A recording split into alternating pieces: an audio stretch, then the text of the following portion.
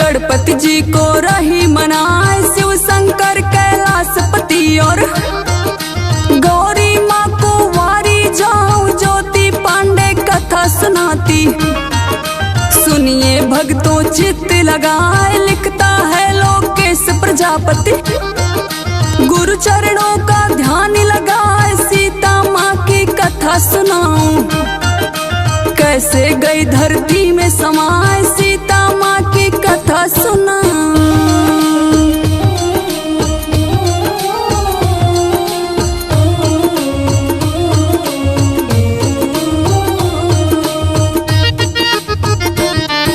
सीता माँ की कथा सुनाओ, कैसे गई धरती में समाए। 14 वर्ष वनवास काट के राम सिया जब अवध में आए, 7-8 जब महीने गुजरे, तभी एक घटना घट जाए। एक धोबी की पत्नी भक्तों एक दिन जल भरने को जाए, पनघट पर ही देर हो गई।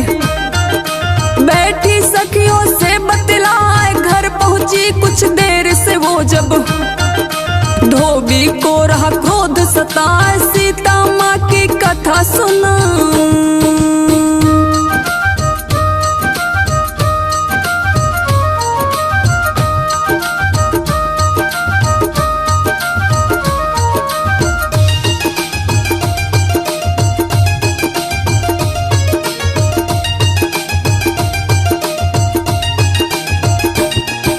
देर से घर में कहां से आई, पत्नी को दई मार लगाए।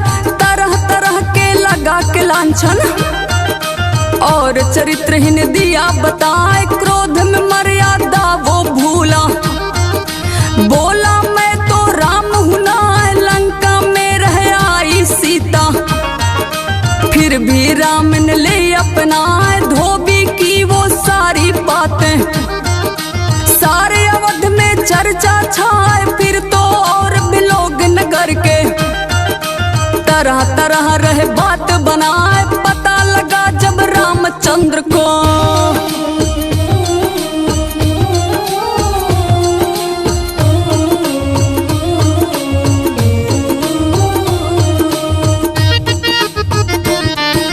पता लगा जब रामचंद्र को दिल में धक्का सा लग जाए। भेष बदल कर सारे नगर में पहुँचे, जनों के बीच में आए। नगरवासी क्या सोच रहे हैं, राम रहे हैं पता लगाए। तरह तरह की चर्चा सुनकर हुआ राम को कष्ट घनाए। घर पर आकर पड़े सोच में, लोग अपवाद रहे घना सताए। पहुँच गए सीता के धोरे, सीता को कुछ पता भी ना है, सीता माँ की कथा सुनाऊं।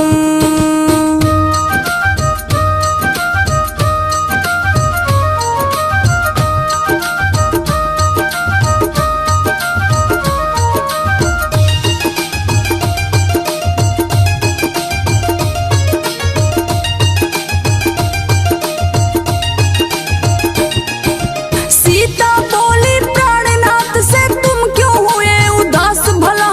सीता जी ने बहुत ही पूछा, राम तो कुछ भी नहीं बताए। पर भी सीता मैया ने सब कुछ ही है जान लिया।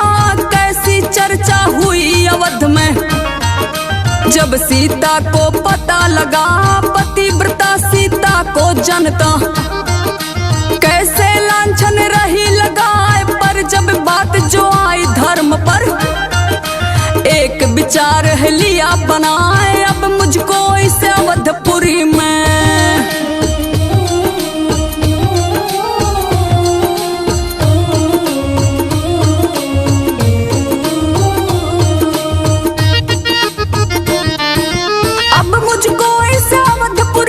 एक पल भी नहीं रहना।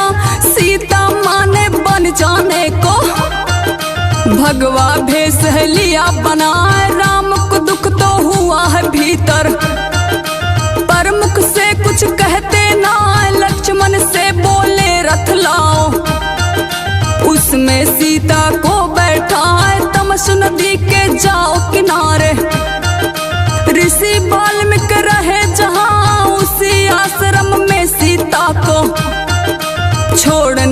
रहे लक्ष्मण जाए 3 माह से गर्भवती वो।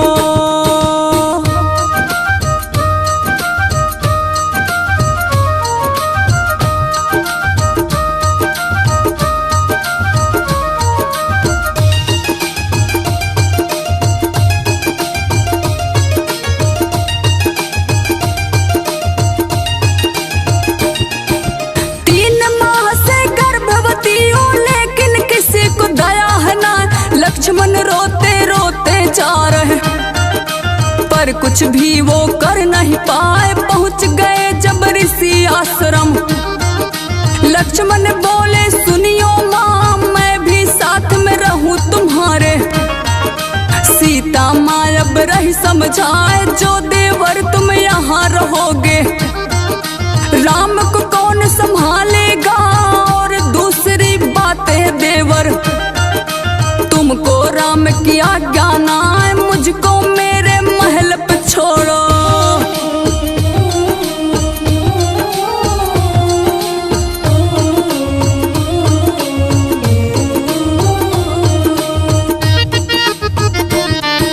मुझको मेरे हाल पे छोड़ो और अवध को लौटो जाए। लक्ष्मण ने आज्ञा मान के मात की छोड़ गए सीता बनवाए। पहुंच गए ऋषि आश्रम में वो, वहां सभी रहे खुशी मनाए। ऋषि वाल्मीकि ने सीता को धर्म की बेटी लाई बनाए। नाम धरा उनका वन देवी।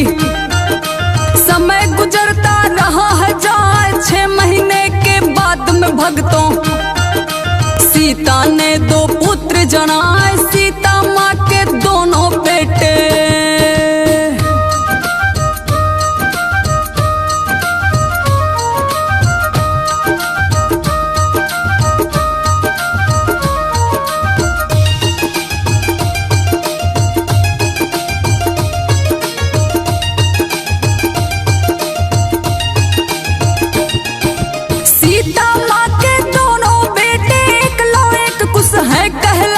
ऋषि वाल्मीकि गुरु से भगतो सारी विद्यालय है पाए। वेद शास्त्र तलवार तीर और संस्कार लिए सारे पाए। उधर अवध में रामचंद्र ने अश्वमेघ दिया यज्ञ रचाए। यज्ञ का घोड़ा जो छोड़ा था उसी आश्रम पहुंचाया, जहां पे सीता माँ और लव कुश अपना जीवन रहे बिताए। सीता माँ की कथा सुनाऊं।